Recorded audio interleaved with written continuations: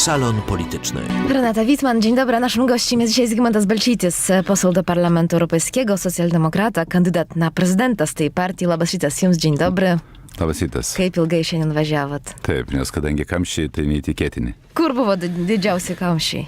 Kokioje vietoje? Turbūt visose vietose. Aš per 3 vietas mėginau patekti į jūsų studiją. Ir aišku, kad važiuojant turbūt pro Akropolį buvo labai dideli irgi kamščiai. Rūkas šiandien, tai gal dėl to? Ne, yra pirmadienis ir toks laikas yra labai sudėtingas. Bet gerai, kad vis tik suspėjot nors pavėluotai atvažiuoti. Taip. Prezidentė Dalia Grybauskaitė pareiškė, kad, cituoju, naujas formas įgavę oligarchiniai dariniai skaldo ir dalinasi Lietuvą, nutolindami mūsų geresnio gyvenimo viltis. Kaip jūsų manimo, kas yra tie oligarchiniai dariniai Lietuvoje? Tai man sunku būtų šiandieną atspėti, kas buvo turima galvoje. Todėl, kad natūralu, kad ir kontrabanda pas mus valstybėje yra dar aukštame lygyje ir tą pažymėjo visiškai nesenai Transparency International atliktas tyrimas, kad net 95% yra, reiškia, nustatyta, kad gyventojai mano, kad yra ta neskaidri ekonominė veikla pas mus vykdoma. Bet kas galėtų laikytis, reiškia, ką galėtume mes?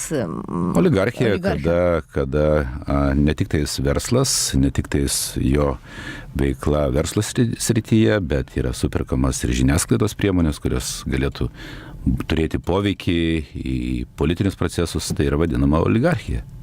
Ir jūs manot, kad šaliai kelia pavojų oligarchiniai dariniai? Aš tikrai neturiu tokių duomenų.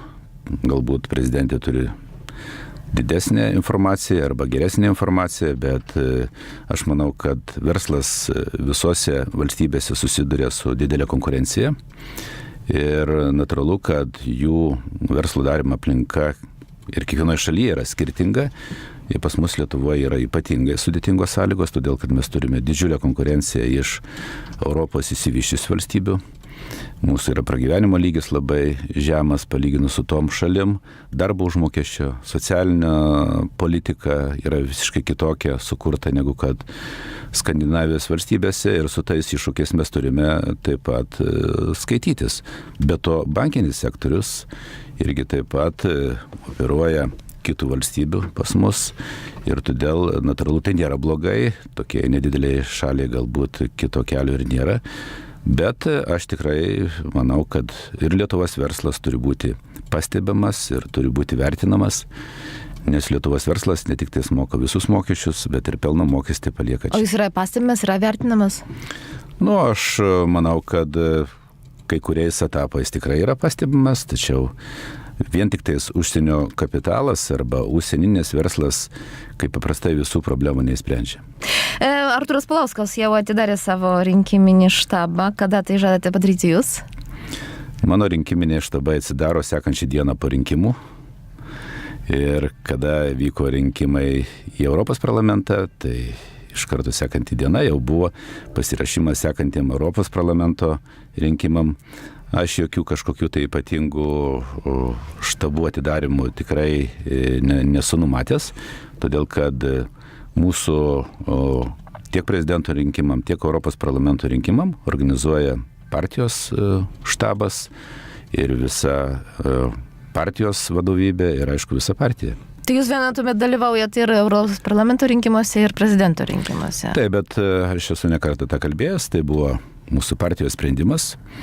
Ir tas sprendimas buvo todėl, kad aš pats kaip kandidatas ir jeigu būčiau išrinktas į Respublikos prezidentus, aš būčiau suinteresuotas, kad kuo daugiau socialdemokratų būtų išrinkti į Europos parlamentą, kad mes ir Europos lygių galėtume pradėti kurti socialiai atsakingą valstybę čia Lietuvoje.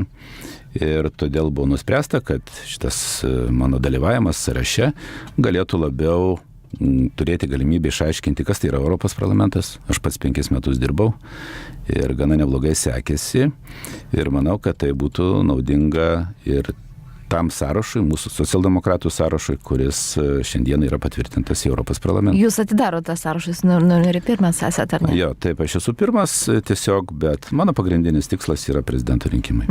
O kiek balsų, kiek tikite surinkti pirmajame ture? Nu, čia yra iš tokių, jau čia reikėtų gal astrologų klausti, bet pagal tokius apytikrius paskaičiavimus ir pagal mano štabo tam tikrus, ne mano, bet partijos štabo, aš tikiuosi apie 20% balsų pirmam rinkimų turi surinkti. Ir dauguma apžvalgininkų prognozuoja, kad antrame ture susirungsit jūs su Dalia Grybauskaitė. Ko jūsų programa skirsis nuo prezidentės Dalios Grybauskaitės programos? Tai pirmiausia, reikia pamatyti prezidentės programą. Aš irgi savo programą jau esu nekartą paminėjęs keletą tokių bruožų. Aš manau, kad šiandieną Lietuvoje trūksta susikalbėjimo, ypatingai pačiame aukščiausiame lygyje. Visos institucijos turi susitarti dėl bendrųjų strateginių tikslų ir kartu diskutuojant, aptariant, turi siekti, kad tie tikslai ir tie uždaviniai būtų įgyvendinami. Ir mes prarandam tuose nesusikalbėjimuose daug laiko. Ir perspektyvą prarandam. Ir kalbant netgi ir apie atominės elektrinės problematiką, mes žinom, kad Lenkija jau yra apsisprendusi statyti 2 blokus. Ir tai tikrai bus, aš žinau, kadangi aš dirbau energetikos komitete, iki 2050 metų pas mus poreikis bet kurie arba energetikai padvigubės, reiškia energija, bet kokia energijos rūšis brangs. Ir su tuo mes turime skaitytis. Reiškia, jūs esate šalinkas atominės jėgainės? Aš šiandieną negaliu, bet aš esu už tai, kad mes tikrai Lietuvos žmonėm ateityje sugebėtumėm išaiškinti, kokiais iššūkiais mes ateityje galime susidurti, jeigu nespręsime kai kurių strateginių dalykų. Ir kad kas tai yra atominė energetika, kokios galimas grėsmės ir kokios jau grėsmės šiandieną tikrai nebėra aktualios, kaip, pavyzdžiui, toks saugumo klausimas, ypatingai čia Lietuvoje, kur mes esam labai saugioje tektoninėje zonoje. Ir kaip mes ateityje apsirūpinsim energetiką pigia energijos rūšim, kurie leistų mums sumažinti mūsų valstybės konkurencingumą ir pagerinti verslo sąlygas. Tik tai taip mes galėsime sukurti ateityje papildomas darbo jėgas, tai yra papildomas darbo vietas. Ir ne tik tais darbo vietas, bet kad turint darbą žmogus ir uždirbtų atitinkamai, kad galėtų pragyventi. Tai va, kur yra pas mus didžiausia problema. Ir mes turime, apart tokių idealistinių norų, kad žaliąją energetiką mes čia įspręsim visus klausimus, bet jinai yra brangesnė. Tai turime iš visų blogybių mėginti pasirinkti geresnę. Taip, iš tikrųjų, praeitas projektas sukėlė daug diskusijų. Ir referendumas buvo. Ir tuos šiandieną klausimus turėsime ateityje įspręsti.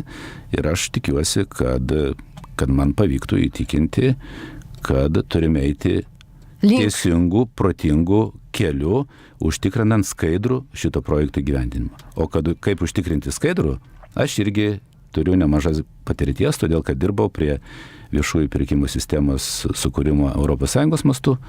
Tai manau, kad tie dalykai irgi ateityje galėtų būti paspręsti. Tai gal reiktų rengti dar vieną referendumą? Taip, mes visiems tą klausimą turėsime aptarti ir su kitom politiniam partijom, bet šiandieną tikrai nenorėčiau čia detaliai. Bet aišku, kad tas klausimas yra šiandieną probleminis, todėl kad buvo referendumas, žmonės pasisakė ir ko gero mes turėsime surasti formą, kaip pateikti šitą klausimą žmonėm, kurie atstovautų didžiąją dalį mūsų Lietuvos gyventojų. O be Dalios Grybauskaitės, kokie dar konkurentai, kandidatai yra rimti jūsų manymu? Kiek mes žinom, Paulauskas, Balsys, Zuokas, kandiduoja lygtai Kristina Brazauskienė irgi ketina. Bet kuris konkurentas, jo negalima nurašyti ir aš tikrai šiandieną nenorėčiau vertinti.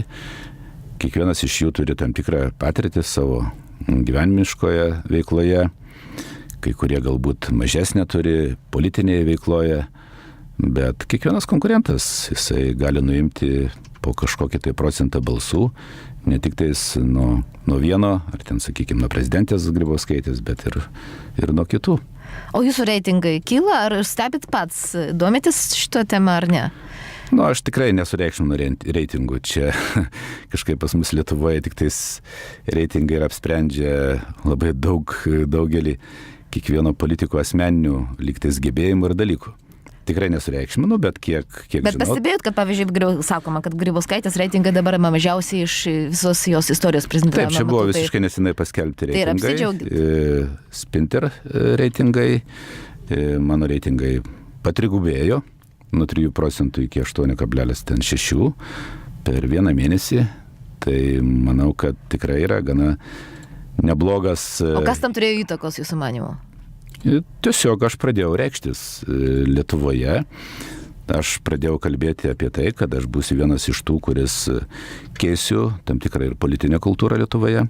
Aš būsiu nekritikuojantis, o vertinantis, ir aš būsiu tas asmuo, kuris terksiu dėl pačių svarbiausių sprendimų įgyvendinimo. Ir aš taip pat su visom valstybės institucijom ir su vyriausybė esu nusiteikęs dirbti konstruktyviai. Ir manau, kad mes kartu su Algirdu Butkevičium, kuris, aš nebijoju, bus ir toliau premjeru, daugelį dalykų Lietuvoje galėtumėm spręsti žymiai galbūt geriau. Ką dar turėtų omeny, kalbėdamas, kai kalbat apie politinę kultūrą, kad norėtumėt pakeisti? Politinė kultūra tai yra tai, kad nežiūrint žmogaus asmenybės, bet jo užimamos pareigos irgi verčia surasti bendrą kalbą ir su kitų politinių partijų atstovais arba su Seimu, su vyriausybė. Ir čia yra labai svarbu, kad prezidentas būtų tas žmogus, kuris telktų bendrų tikslų įgyvendinimui. Ir taip pat, manau, yra labai svarbu, kad Lietuvoje prezidentas irgi ateityje būtų suprasta, kad vykdo ne tik tais užsienio politiką, bet vykdo ir vidaus politiką, todėl kad jisai pasirašinėja visus įstatymus, jis turi teisę vetuoti. Tai vienareikšmiai, kad apart užsienio politikos kartu su vyriausybė jisai yra atsakingas ir už vidaus politikos tam tikrus sprendimus. Bet užsienio politika yra ir tikrai iš tikrųjų yra prezidento prerogatyva. Kaip vertinate Lietuvos ir Lenkijos santykius? Vertinu vidutiniškai. Arba vertinu, kad reikėtų galbūt tampresnių santykių ir ieškoti sąlyčio taškų, kad mes ateityje tuos nesutarimus ir ypatingai tuos politinius šiandieną klausimus galėtumėm kažkaip įspręsti kaiminiškai. Ką konkrečiai turėtų omeny? Kokius klausimus? Manau, jūs turbūt žinot, ką. Aš norėčiau, kad jūs pasakytumėt. Ne, tai ir tas pats šiandieną politinis klausimas dėl pavardžių rašymo ir dėl gatvių pavadinimo rašymo. Tikrai pirmiausia man keista, kad Lenkijos arba lenkiškų rajonų gyventojai kelia tik tai tuos dalykus. Aš manau, kad ten yra žymiai svarbesnių, tai verslo aplinkos, darbo vietų kūrimo klausimai, į kuriuos turėtų būti ateityje akcentuojama ir dabar turėtų labai stipriai akcentuojama. Jie turėtų prašyti arba reikalauti, kad būtų patvirtinta atskira tų rajonų galbūt gaivinimo programa iš vyriausybės. O tie klausimai, aišku, jie yra grinai politinio pobūdžio. Bet reiktų išspręsti. Ir aš manau, kad ateina laikas, kada mes turėsime grįžti prie šitų klausimų ir manau, kad reikia iš abiejų pusių tam tikrų kompromisų arba suderinimo, sutikimo, negali būti sprendžiami vien tik tais taip ir ne kitaip. Tai manau, kad visiems mes turėsime šitą klausimą spręsti. Gerai, bet jeigu aš konkrečiai paklausiu, ar jūs esate už tai, kad būtų dvigubi pavadinimai lenkų ir lietuvių ir lenkų kalba? Taip, tai yra labai konkretus klausimas, į kurį čia kiekvienas iš mūsų turi savo nuomonę. Kiek aš žinau, vyriausybė irgi mėgino tą klausimą spręsti. Aš pats dabar dirbau beveik 5 metus pačiame Bruselėje ir ten yra tos gatvės parašytos 2 kalbom, tiek prancūzų, tiek olandų kalba, kadangi pati Belgija yra dviejų, kai sako, tokių vilonų ir flamandų sandara arba kompleksas. Tai aš manau, kad būtų galima ieškoti variantų, kaip šitą dalyką spręsti. O dėl pavardžių rašymo originalią kalbą?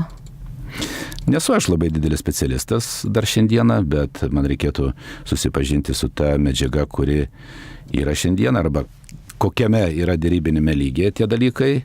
Ir kiek mes žinom, ir kitose ES valstybėse yra rašomos pavardės 2 kalbom. 2 kalbom, o jeigu... Ne 2 kalbom, bet taip, 2 kalbom. Tai o jeigu, bet yra ir pavyzdžiui, lietuviai Lenkijoje gali rašyti lietuviškai pavardės ir nereikia 2 formų, ta prasme. Taip. Tai Yra įvairių formus. Čia yra grinai toksai nelengvas politinis klausimas ir tikrai reikėtų ieškoti sutarimą iš abiejų pusių, kad jį reikėtų kuo greičiau nuimti tą politinį. Ir tada pagerėtų mūsų santykiai su Lenkija? Aš nežinau, ar labai pagerėtų, todėl kad politinė partija Lenkų rinkimų akcija gali iškelti tada jau vėl kitus kažkokius klausimus. Mesgi mėginom ir aš manau, kad ir mokyklų, sakykime, įvairūs klausimai, lenkiškų mokyklų klausimai, jie tikrai per tą 10 metų buvo sprendžiami korektiškai iš Lietuvos pusės. Čia kaip vertina, žinot? Taip, aš žinau, kad vertinimas iš vienos pusės yra vienoks, iš kitos ne. Taip, bet buvo dedamas pastangos ir manau, kad galbūt didelė problema, kad mes panaikinom tautinių mažumų departamentą, kuriame tikrai yra ne tik tais lenkiškos mažumos klausimai, bet yra ir kitų mažumų atstovai, ir Baltarusija, ir Rusai. Tai kai busit prezidentu, gal inicijuosit atgaivinimą šito departamento? Nenorėčiau šiandieną čia tiek jau prisižadėti, bet būčiau už tai, kad tokioje valstybėje kaip Lietuvoje, kurioje tikrai daug įvairių tautų gyvena ir nuo seno, ir mūsų yra gana nelengva istorinė praeitis, kalbant apie sovietų laikotarpį beveik daugiau negu 50 metų. Lenkijos kitokia išskirtinė situacija tada tuo metu, kada mes buvom kitoje barikadų praktiškai pusėje. Tai natūralu, kad reikia tos dalykus spręsti ne tik tais, vien tik tai dėrybų, bet reikia ir subtilumo juose. Ačiū Jums labai už pokalbį. Sėkmės Jums linkime. Ačiū. Всего героя нашим гостем dzisiaj был Zygmantas Balčytis, poseł do Parlamentu Europejskiego, socjaldemokrata i kandydat na prezydenta z tej partii.